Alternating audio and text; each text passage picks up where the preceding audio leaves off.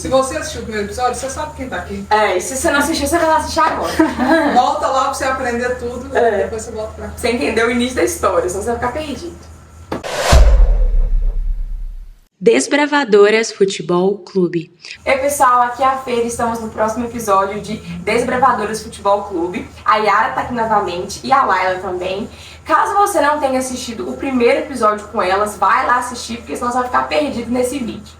A gente falou um pouquinho sobre futebol no Brasil no último vídeo e agora vamos falar no futebol no exterior.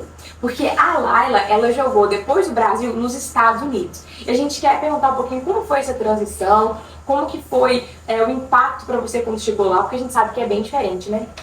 É completamente diferente, é outro mundo. Eu falo que o futebol feminino nos Estados Unidos é tudo o que você imagina que seja um esporte perfeito e que a gente não tem no Brasil. Então, assim, a minha primeira dificuldade, com certeza, foi a parte física. Eu tinha me preparado para poder ir, inclusive quando eu saí do Brasil, a gente estava no meio do Campeonato Paulista. Eu estava jogando, eu tinha ritmo de jogo, como a gente fala, né? Eu estava bem, eu jogava 90 minutos pelo São José. Então, assim, eu estava confiante que eu iria chegar para uma pré-temporada bem para conseguir me comparar às meninas que estavam lá. E, assim, esse foi o meu primeiro choque. E assim, claro que levou um tempo para eu entender o porquê eu tive esse choque. E a gente volta à estrutura.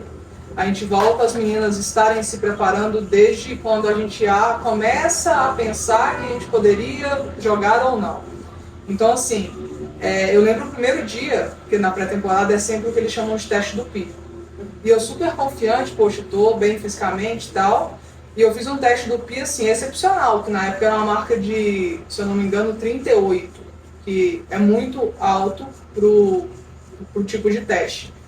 E aí quando deu 38, que eu tava desistindo, eu olhava pro meu lado e as americanas estavam assim, acordando pra vida, começando a querer ficar ofegante. Eu tô assim, meu Deus, o que tá acontecendo? E tinha meninas do meu time que entregavam um resultado de 60, 70. Nossa. E pra quem entende um pouco do teste do PI, acho que quem tá assistindo talvez seja atleta, vai saber o que eu tô falando.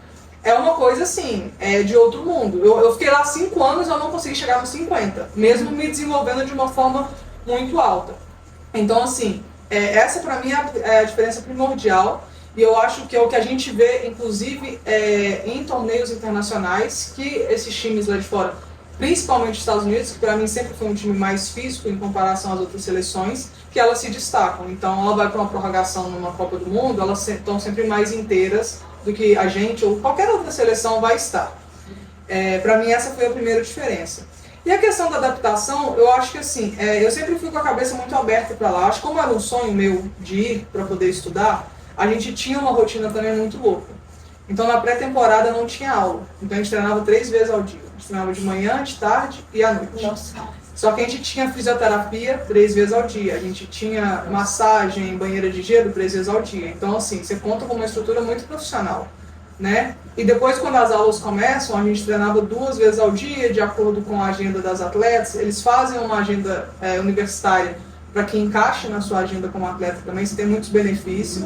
Só que, assim, você precisa ter, porque eu acho que é onde você evolui também como pessoa, sendo atleta. Você precisa ter uma gestão de tempo, um controle muito adulto numa idade muito nova. Então eu estava com 19, 20 anos, eu tinha 3 empregos, porque eu não podia trabalhar fora, eu trabalhava na faculdade, para gerar uma renda extra. Eu treinava de manhã e à tarde e eu estava fazendo faculdade. Então eu tinha aulas todos os dias, da parte da tarde e na parte da noite. E aí tinham as festas, toda aquela coisa que envolve o mundo universitário americano, que quem assistiu American Pie sabe o que eu tô falando, que você precisa escolher também muito cedo. Vou, não vou, aonde me cabe, aonde não me cabe, qual é o meu objetivo, qual não é. Eu acho que a gente amadurece muito rápido. Eu acho que é justamente, voltando à pergunta do primeiro vídeo, que é o meu conselho, a gente aqui não tem a oportunidade de amadurecer nessa rapidez e ter esse entendimento. Lá, eu acho que as meninas novas, elas já começam assim. O futebol é para a faculdade, porque é acesso. Toda atleta profissional, ela passa pela faculdade porque ela vai para o draft. É muito difícil você ver uma atleta que vai direto para o profissional. Então, quando ela chega no profissional, ela já tem uma carreira pós-futebol. Ela já sabe mais ou menos o que ela vai fazer. Ela passa a temporada dela profissional, mas ela está estruturada para o pós. Aqui, a gente precisa, por conta própria, entender tudo isso. Então, acho que todo esse contexto nos Estados Unidos, para mim, é o que me encanta muito sobre a cultura deles no esporte, sobre a infraestrutura que eles oferecem e sobre essa preparação como pessoa e como profissional também. Laila, então, quando você terminou aí sua carreira nos Estados Unidos, terminou a faculdade e embarcou para a Suécia, eu queria que você contasse um pouquinho pra gente como que foi também. E a Suécia, na época, era ali um dos polos do futebol feminino, a Marta jogava lá naquele momento. Você contar pra gente um pouquinho sobre como era a estrutura, como era ser ali uma atleta profissional já, atuando no país ali como a estrutura do futebol e... Não, então, sobre esse detalhe da Marta, inclusive, graças a Deus eu não joguei contra a Marta, porque a gente jogava no mesmo país, mas a gente estava em ligas diferentes. Pra minha sorte, porque ela é problemática, né? A gente sabe. Mas a minha transição foi justamente, eu tinha me formado, então eu cheguei à conclusão que a minha vida toda eu passei um tempo assim, estudando e jogando bola, conciliando as duas coisas. Eu queria me dar a oportunidade de ver o futebol como um atleta 100% profissional, para saber se realmente era aquilo que eu queria. Porque, inclusive, quando eu estava no Santos, eu era nova, eu estava terminando o primeiro e segundo grau. Quando eu fui para os Estados Unidos, eu fui para fazer faculdade. Então, pela primeira vez, eu estaria assim, disponível para viver do futebol. Então, eu assinei um contrato, que foi o primeiro contrato de fato firmado. Não sei se eu mencionei, mas, por exemplo, na época do Santos, a gente não tinha contratos, essas coisas muito cedo aqui no Brasil. Então, a gente se baseava muito num acordo de cavalheiros, né? Olha, vou te pagar tanto, essa é a estrutura que a gente tem, você quer? Quero. E aí a gente confia e vai, não tinha nada no papel. Quando eu fui para a Suécia, eu assinei um contrato, então eu já tinha todos os benefícios que eu teria lá. Tinha uma estrutura muito maior do que o Brasil. Eu não consigo te falar em relação aos Estados Unidos, porque os Estados Unidos, para futebol profissional, eles têm uma regra um pouco mais... Ela é muito inclusiva para as americanas e ela é um pouco mais restrita para o atleta internacional. Então, com certeza, num contrato, se eu assinasse nos Estados Unidos, eu teria vários benefícios. Só que o time, ele tem limite de atleta internacional para ter. E aí você tem que ser uma atleta que já provavelmente está numa seleção. Hoje a Debinha está nos Estados Unidos. É bem óbvio que eles vão assinar com a Debinha muito mais do que uma brasileira que está vindo do futebol universitário, principalmente pelo futebol que ela performa. Então, foi o meu primeiro contrato, eu fui para a Suécia. A Suécia, ela foi um dos primeiros países a ter uma estrutura para o futebol feminino muito grande, tanto que a Marta joga lá há muitos anos, né? Ela mesma expõe isso. É bem claro para todo mundo. Eu fui para um clube que ficava no norte da Suécia, uma cidade muito pequena, só que tinha um engajamento muito grande das pessoas, que eu falo que é muito cultural isso, que falta para a gente no Brasil. Então, assim, lá eles aprendem que o esporte, ele é para todos. Não é um futebol feminino, não é um futebol masculino. Então, as pessoas, elas vão ao estádio, as pessoas, elas apoiam, elas pagam o ingresso, independente do esporte que você joga. Quando você faz isso, você tem essa cultura, você consegue proporcionar uma estrutura melhor.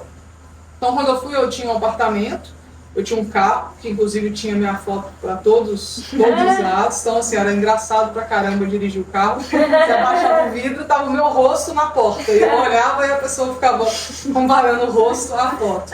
Eu tinha uma remuneração muito boa para a época, a gente está falando... Eu tô velha, já fazem 8 anos. Mas a gente tá falando de 2015, né? Eu tinha uma remuneração hoje, trazendo para as proporções do Brasil, de 13, 14 mil reais.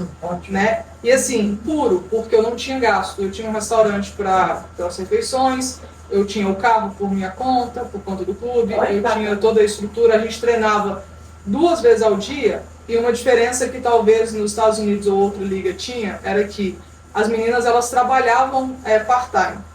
Elas não eram 100% atletas profissionais. Eu estava lá como atleta profissional e mais 2 americanas. Mas as suecas, como tinha um espaço de tempo grande entre o treino da manhã e o treino da noite, elas trabalhavam já meio que assim, montando uma carreira, voltando aquilo, né, para o pós, para elas poderem depois se desenvolverem dentro daquilo. Mas é um país assim, que eles têm várias divisões, inclusive, do futebol feminino, que eu acho fantástico. Então eles não são como a gente, eles têm primeira, segunda, acho que até terceira divisão, e ligas de acesso. Então, assim, você tem muita menina jogando, muita, desde uma idade muito nova, E você tem muitas oportunidades para que elas se desenvolvam e cresçam até chegar num nível da liga que a própria Marta estava jogando para ir para um nível de seleção. Entendeu? Bom, pessoal, esse foi o segundo episódio com a Laila. Espero que vocês tenham gostado. Não esquece de deixar o like aí pra gente, pra fortalecer. E vai ter mais um vídeo com ela, então eu espero a audiência de vocês. Obrigada, Yara. Obrigada, Laila. Obrigada, gente. Se a Júlia não nascer no próximo vídeo, eu aguardo você.